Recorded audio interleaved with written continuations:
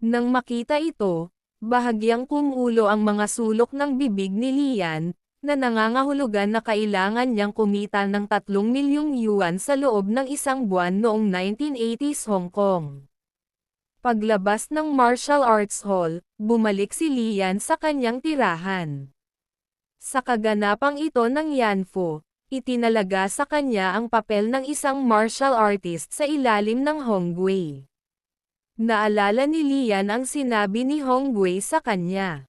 Sa Longcheng, na 3 ektarya lamang ang laki, ang mga nag-aayos ay ang mga big shot. Kung may sasabihin ang organizers, walang gang-ang maglalakas loob na tumanggi. Kahit na ikaw ang aking martial artist, ikaw ay talagang nagtatrabaho para sa Tekwi. Si Tekwi ay isang executive member ng organizing committee at boss ko rin. Ang lahat ng malaki at maliit na fighting ring sa Longchang ay pinamamahala Tekwi. Mula ngayon, ikaw ay nasa ilalim ng aking utos at tumutok sa pakikipaglaban. Ang pera, babae, at kapatid na lalaki ay ibibigay para sa iyo. Pagkatapos noon, mas naunawaan ni Lian, at siya ay kasalukuyang lumalaban sa ika-4 na antas. Ang pagkapanalo sa isang laban ay kikita siya ng 50 yuan. Kung mas mataas ang antas ng laban, mas kikita ang martial artist. Halimbawa, sa pakikipaglaban sa armas, karaniwang may namamatay, at normal na kumita ng libu-libong yuan sa isang gabi. Sa pag-iisip tungkol dito, inilagay ni Lian ang kanyang kamay sa kanyang bulsa, at naipagpalit na niya ang lahat ng 50,000 yuan para sa Yanfu points. Ngayon ay ilang dosenang yuan na lang ang natitira sa kanya. Marahan na bamantong hininga si Lian. Talagang hindi madaling kumita ng $3 milyon sa isang buwan. Maya-maya lang, may orange na pusa ang lumapit kay Lian. Interesado si Lian at yumoko na sana para haplasan ito. Pero may nakita lang siyang babaeng tumatakbo at dinampot ang pusa.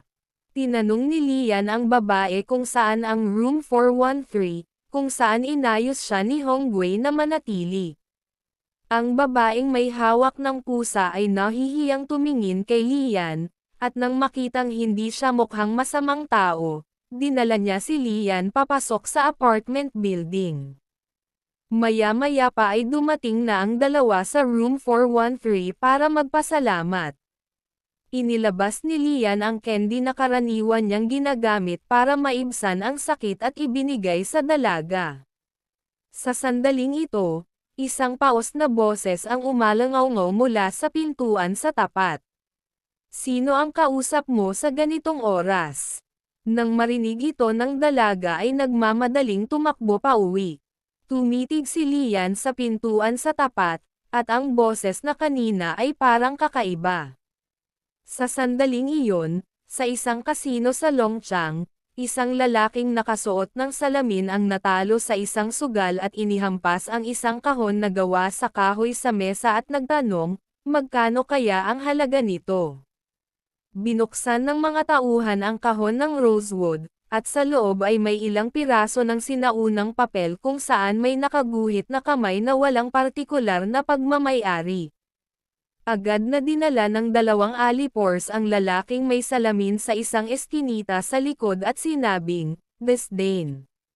Gusto mong palitan ng pera ang ilang pirasong punit na papel.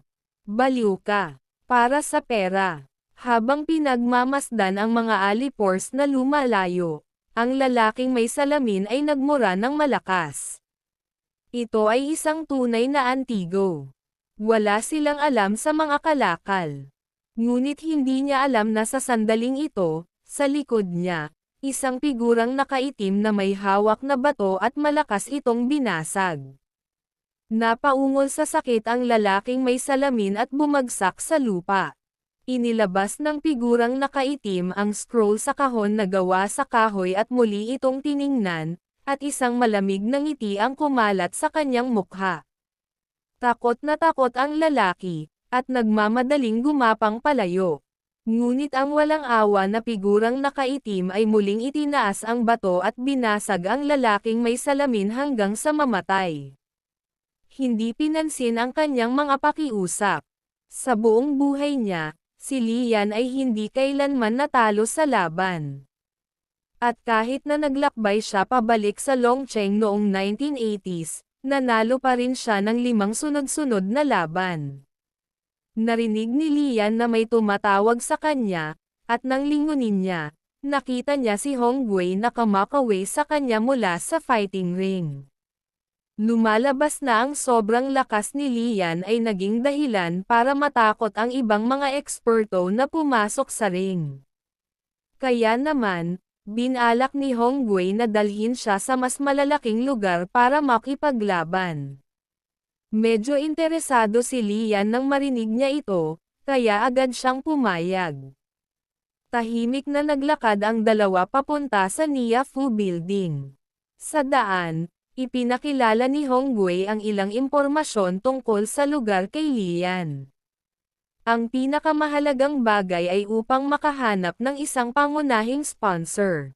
Ngayon ay dadalhin niya si Lian upang makipagkita sa isang mayamang babae sa isang pribadong silid. Isang magandang babaeng maputi ang nakasandal sa sofa. Pumasok si Hong Wei at nakangiting binati ang babae. Tapos pinakilala niya si Lian. Ginaya ni Lian ang paraan ng pagtawag sa kanya ni Hong Wei at tinawagan ang kapatid ng babae, si Judy. Tumingin si Judy kay Lian nang may interes at nagkomento, "Mukha siyang mabait, ngunit iniisip ko kung mayroon siyang kung ano ang kinakailangan. Kung hindi, Hong Wei, lumaban ka. Kahit magkano ang gastos, susuportahan kita." Sa sandaling ito, kinuha ni Lian ang mikropono at sinabing, "Kung pinapasok mo ang amo ko sa ring, tatalon ako sa dagat. Makatitiyak ka, Ate Judy." Pagkarinig nito, tumayo si Judy mula sa sofa at mabilis na lumapit kay Lian. "Kung manalo ka, ay trato kita ng maayos." Pagkatapos ay dinala ni Hong Wei si Lian sa fighting ring at ipinakilala ang background ni Judy. Si Judy ay isang pangunahing sponsor sa Longcheng, at ang kanyang asawa ay isang dating conciliating judge na may bilyon-bilyong kapalaran. Kung nanalo siya sa laban na ito ngayon, ito ay maituturing na isang matatag na posisyon sa ika-6 na ranggo. Kung damaykit siya malapit sa kanya, tiyak na mabilis siyang asenso. Pagkatapos ng ilang araw na pakikipag-ugnayan, nagkakilala sina Lian at Hong Wei. Sinabi niya na hanggat hindi siya napipilitang ibenta ang kanyang katawan ay lalabanan pa niya ang 1 toneladang tigre. Habang siya ay tumuntong sa fighting ring, si Lian ay nagsimulang mag-isip ng ligaw mula noong napakayaman niya. Ang 3 milyon ay marahil isang maliit na halaga lamang siya sa sandaling ito. Nang makitang nakapasok na ang kanyang kalaban sa ring, si Lian ay nagmamadaling nag-concentrate at nagpainit ng kanyang mga braso at binti. Ang kalaban ni Lian sa pagkakataong ito ay pinangalan ng Kido Minami. Siya ay isang wanted na kriminal para sa sunod-sunod na pagpatay sa Silangang Asya at may napakataas na kasanayan sa Okinawa Goju-ryu. Ngayon, mayroon siya nanalo na ng 3 magkakasunod na laban at 2 sa kanyang 3 kalaban ay patay at 1 ang nasugatan. Ang nasugatan ay nabalian ng 2 braso niya. Ang puting panyo sa gitna ng ring ay nahulog. Hudyat ng pagsisimula ng laban na unang umatake si Lian at sumalpok sa pinaglalaslas ni Kato Minami. Ang lalamunan ng kanyang kalaban na si Kato Minami ay nagmamadaling itinaas ang kanyang kamay para harangin at saka iniwasan ang mapanganib na Asher Dragon na galaw ni Lian. Mabilis na ikinulong ng kanyang kanang kamay ang braso ng kanyang kalaban, balak nitong baliin ang braso ni Lian sa pribadong silid. Nanunood ng laban si Judy at pinagpapawisan na siya ng malamig. Naisip niya sa kanyang sarili na tapos na si Lian, dahil nasaksihan na niya ang eksenang ito ngayong gabi. Ngunit bago pa makapagbigay ng anumang puwersa si Kato Minami, sinipa ni Lian si Kido Minami sa baba, dahilan para lumipad siya. Nang makita ito ni Hongwei, ibinulong niya na talagang walang awa si Lian matapos siyang hampasin. Mahinahon niyang binibigkas ang pangalan ng paglipat, ang soft kick mula sa Southern Fistbite Crane Sect ngayon. Gagawin kitang parangal sa iyong Panginoon. Pagkatapos ay kinuyam niya ang kanyang mga kamay at sinuntok ng paulit-ulit si Kido Minami, dahilan para magmadaling umatras si Kido Minami. Ikinumpas ni Lian ang kanyang kamay, ang kanyang noo ay basang-basa sa malamig na pawis, at pagkatapos ng ilang sandali ng katahimikan, bigla siyang umungal sa galit at sinuntok ng paulit-ulit si Kido Minami. Paulit-ulit. Sa wakas, natapos ang laban sa napakalaking tagumpay ni Lian. Natahimik ang buong audience sa Martial Arts Hall pagkaraan ng 20 segundo, bigla itong sinundan ng masigasig na palakpakan mula sa mga kinatatayuan. Binawi ni Li Diem ang kanyang kamay at tumayo, nakahinga ng maluwag, naglakad patungo sa banyo. Napatahimik din siya. Ito ang unang pagkakataon sa kanyang buhay na nakapatay siya ng tao. Para sa isang tulad ni Kido Minami, wala siyang habag, naunawaan niyang hindi ito isang lugar para sa awa. Ang isang tigre na walang lungga at isang tao na walang tapak sa paligid ay mga patibong. Ilang beses niyang inuulit ang mga salitang iyon sa kanyang isipan, naging determinado siya. Nang makarating na ito, ang 3 milyong nobela pati na rin ang iba pang mga bagay ay kailangang hawakan. Pagpasok sa lounge, napansin ni Li Diem ang lahat na naglalabas ng pulang glow. Iyon ay dapat na isang espesyal na kakayahan kapag naglalakbay sa Diemfu. Mamumula ang mga masasamang loob sa kanya. Kung mas malaki ang banta, mas malalim ang kulay.